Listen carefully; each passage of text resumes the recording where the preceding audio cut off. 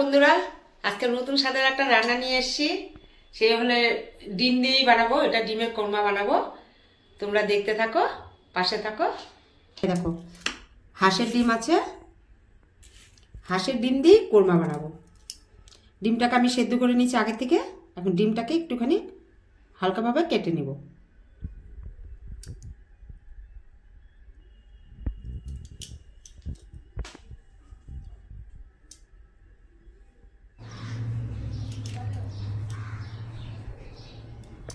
প্রথমে হচ্ছে কড়াইতে সাদা তেল আমি বসিয়ে দিয়েছি। তোমরা এই সম্পূর্ণ রান্নাটা ঘি দিয়ে করতে পারো, কিন্তু এত তো ঘি খাওয়া ভালো না বলে এখানে আমি সাদা তেল ইউজ করেছি। তো এখানে প্রথমে হচ্ছে আমি হাঁসি ডিমগুলোকে আমি হালকা করে ভেজে নেব। এখানে কিন্তু একদমই আমি হলুদ দেবো না, শুধু অল্প লবণ উপর দিয়ে ছিটিয়ে দেবো। এবার আমি দেখো ডিমটাকে কিন্তু আমি হালকা হালকা করে ভেজে নিয়েছি। আর এখানে হচ্ছে ডিমটা ভেজে নেওয়ার পর আমি এখানে পেঁয়াজগুলোকে একদম কুচি কুচি করে কেটে রেখেছি। তার মধ্যে রেখেছি পাশে রসুনটা অবশ্যই বাটা লাগবে। তো এখানে দেখো পেঁয়াজটাকে আমি ভেজে নিচ্ছি বেরেস্তা বানানোর জন্য। তো এভাবে আমি অল্প পেঁয়াজ আমি ভেজে নিলাম আর অল্প রেখে দিলাম যেটা আমার বাটা লাগবে। তো এখানে আমি পেঁয়াজটাকে বেরেস্তা বানানোর জন্য এখানে আমি অল্প অল্প করে হালকা হাতে ভেজে নিচ্ছি। একদম বাদামি কালারের মতো ভেজে নেবে। গ্যাসের আঁচটা একদম বাড়াবে না, একদম কম আঁচে এটাকে ভাজবে। দেখো আমার কিন্তু ভাজা অলমোস্ট হয়ে গেছে। এবার আমি এটাকে তুলে নেব। তো এবার আমি কিন্তু মশলাগুলোকে আমি রেডি করে নিচ্ছি। তার সাথে আমি পেঁয়াজ বাটা, আদা বাটা, রসুন বাটা, লঙ্কা বাটা আমি ওখানে তৈরি করে রেখেছি। দেখো আমার কিন্তু বেরেস্তা একদম তৈরি হয়ে গেছে। এবার কড়াইয়ের মধ্যে আমি সাদা তেল দিলাম, দিয়ে কড়াইটাকে ভালো মতো করে গরম করে আমি একটা যেটা বাটা আমি এটার মধ্যে দেবো। প্রথমে দিলাম হচ্ছে এখানে এলাচ, দারচিনি, লবঙ্গ ফোড়নের জন্য দিয়েছি এবং দিয়েছি 2টো তেজপাতা।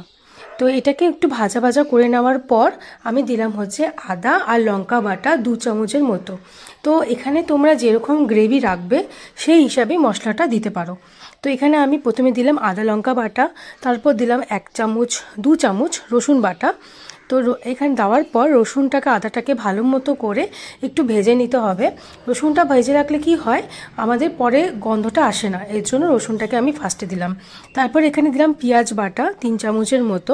পেঁয়াজটাকে ভালো মতো করে মশলাটাকে কষিয়ে নিচ্ছি। এখানে আমি 1 বাটি দই রেখেছি। এখানে দইটাকে ভালো মতো করে ফেটে রাখতে হবে। আর এখানে আমি দেখো দইটা 1 বাটি দিয়েছি, কারণ এটা যেহেতু দই দিয়ে ডিমের কোরমাটা রান্না করব, সেজন্য 1 বাটি দই দিয়েছি। দেখো আমার মশলাটা কিন্তু একদম কষা কষা হয়ে গেছে, আমার উপরে তেলও ছেড়ে দিয়েছে। তো এরপর হচ্ছে আমি যে দইটা রেখেছি এর উপরে হচ্ছে দিয়ে দেব। তো দইটা দেওয়ার সময় কিন্তু গ্যাসের আওয়াজটা একদম কম রাখবে, নাহলে কিন্তু পুড়ে যাবে মশলাটা। তো আমি হচ্ছে দেখো দইটা উপর দিয়ে দিলাম, দিয়ে মশলাটাকে ভালো মতো করে কষানোর জন্য কিছুক্ষণ ছেড়ে দেব। আর এখানে কিন্তু আমি একদমই হলুদ দিইনি, কারণ যেহেতু এটা আমি দই দিয়ে ডিমের কোরমা রান্না করব, সেজন্য আমি এখানে কোনো হলুদ ইউজ করিনি। তো তোমরা পরিমাণ মতো এখানে লঙ্কা দিতে পারো। তো আমি এখনও লঙ্কা বাটা দিয়েছি অল্প। তো এখানে দেখো আমি কিন্তু দই দিয়ে ভালো মতো করে মশলাটা কষানোর জন্য কিছুক্ষণ ছেড়ে দিয়েছি। আমার মশলাটা কষানো হয়ে গেছে।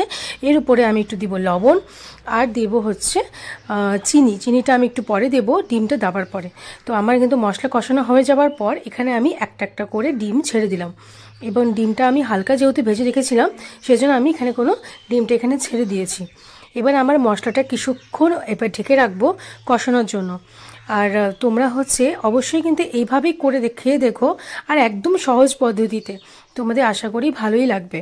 তো আমার দেখো ঝোলটা কিন্তু একদম তৈরি হয়ে গেছে, আমার মশলাও কষে গেছে, আমার ডিমের কোরমাটাও কিন্তু তৈরি হয়ে গেছে। এরপর আমি এর উপর দিয়ে কাঁচা লঙ্কা ছিটিয়ে দিয়েছি। তোমাদের পরিমাণ মতো তোমরা দিও। এখানে আমি 3-4টে লঙ্কা দিয়েছি। তো হালকা উপর দিয়ে চিনি মিক্সড করেছি, জানোই তো আমরা একটু মিষ্টি খেতে ভালোবাসি, তো সেজন্য উপর দিয়ে আমরা চিনি দিয়েছি। আর চিনি দিলে না তরকারির স্বাদটা না সত্যি খুবই ভালো লাগে। তো তোমরা চাইলে দিতে পারো, নাও দিতে পারো। তো এখানে উপর দিয়ে চিনি ছিটিয়ে দেওয়ার পর আমার দেখো ডিমের কোরমা কিন্তু একদম তৈরি হয়ে গেছে। এবার যে আমি পেঁয়াজের বেরেস্তা, ডিমের কোরমা হয়ে গেছে।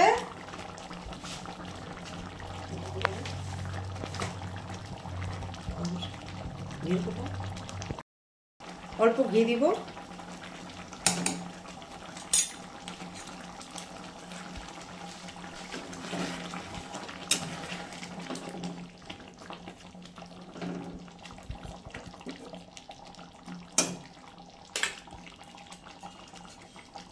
একটু গরম মশলা দেবো,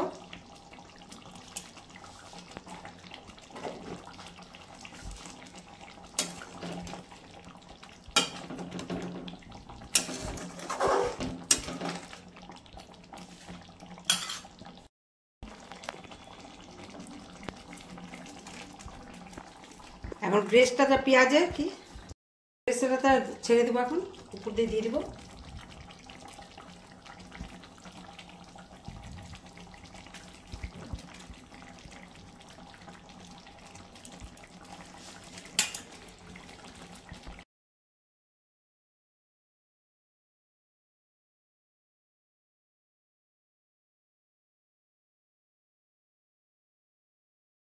ডিমের কোরমা হয়ে গেছে।